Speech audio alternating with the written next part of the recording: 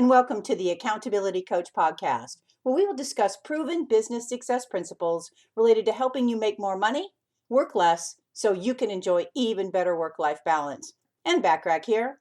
Today we're talking about how to identify and change those nasty limiting beliefs. A limiting belief is a belief that holds you back from realizing your full potential. They can be hard to spot sometimes, but for those who suffer from them, they can be very debilitating and troublesome. So how do you identify them, and how do you then change them? Well, the first thing that we will talk about is how to spot them. So how do you identify that nasty limiting belief anyway? Well, a limiting belief is almost always a negative thing. It usually manifests itself as a subconscious thought that keeps you from trying something. Most of the time, such a belief causes you to give up before you even try, simply because you believe that you're not good at it. An example could be math. If you have a limiting belief that you are bad at math, then you may not even attempt to comprehend an in-depth math problem or issue. Limiting beliefs usually have roots in our past experiences. Perhaps someone told you that you were bad at something, and hearing it really affected you. Or maybe you attempted it once long ago and failed, so now you believe that you are inherently bad at whatever it is that you tried and failed at. Maybe you took a class on it in school and failed the class. So you believe within your own mind there is absolutely no way that you could ever be good at a particular subject. Maybe you have always received 1 to 2 referrals every time you ask, so now you believe that's all you'll ever get every time you ask. And I had that happen to a client who had a limiting belief and overcame that by now believing that he could receive more, and he did. Identifying such a belief is not always easy, but it is essential to be honest with yourself. Anything that you believe is not worth trying is usually tied to a limiting belief, and you usually believe the way you do because of something that happened in your past. So how do you get past it? Well, getting past such a belief can be mentally challenging at times because odds are good that you have spent a great deal of time avoiding it or putting yourself down about it, or haven't ever thought outside the box and beyond it. Getting past such a mental roadblock can definitely be accomplished, but you have got to use a little bit of logic here. And you are often going to have to bypass your emotions or feelings or inferiority in the process.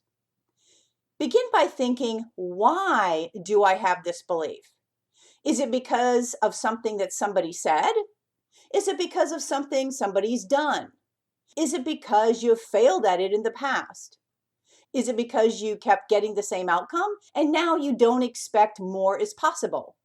Any number of these things could have happened, but it's important that you do not let these things define who you are and what you can accomplish.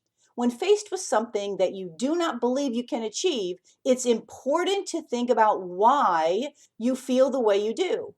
Once you isolate the reason for the limiting belief, you can generally figure out whether it's all emotional or whether it has any bias in fact.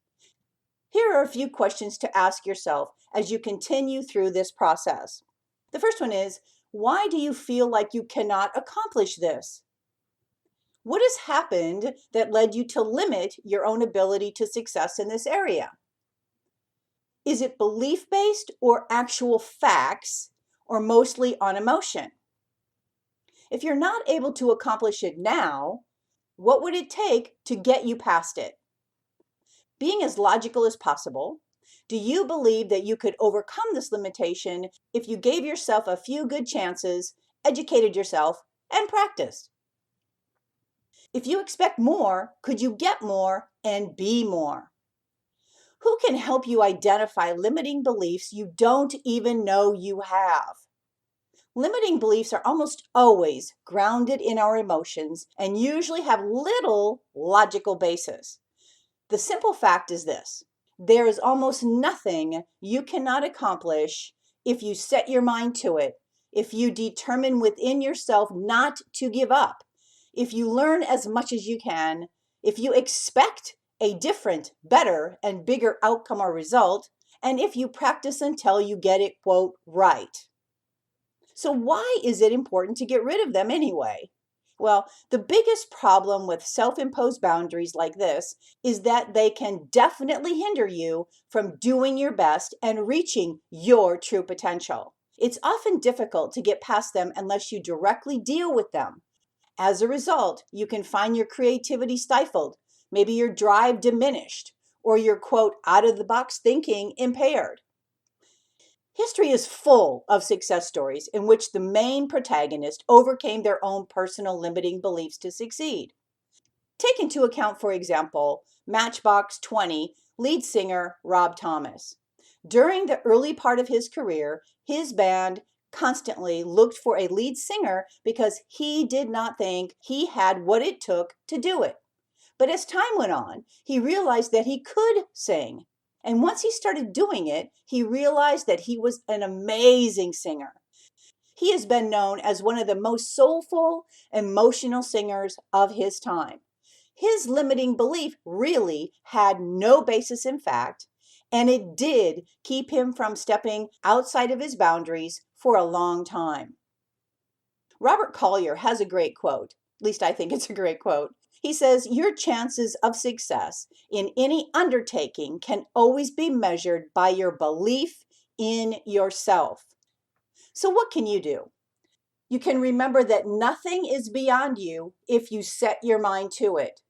Remember that you can accomplish and master almost anything if you are willing to do what it takes to stick with it and not give up. Keep this in mind and never allow yourself to be boxed in by negative limiting beliefs about yourself and your abilities. Well, my hope for our time together is that you got value and an idea or two that will help you be even more successful professionally and personally. Feel free to share my podcast with others, as they can be found on most podcast platforms and in most English-speaking countries. If you'd like to get an extra daily dose from me, feel free to subscribe to the Accountability Minute, which can be found on iTunes, Alexa, Google Play Music, Apple HomePod, and on most platforms and in most English-speaking countries. Remember to take advantage of all the complimentary business tips and tools when you join my free silver membership at accountabilitycoach.com. Aim for what you want each and every day. Until next time, make it a great day, today and every day. Thanks for listening. If you're getting value from any of these podcasts, please take a minute to leave me a short rating and review. I'd certainly appreciate it and love to hear from you, as well as any other requests for topics that you might find of value.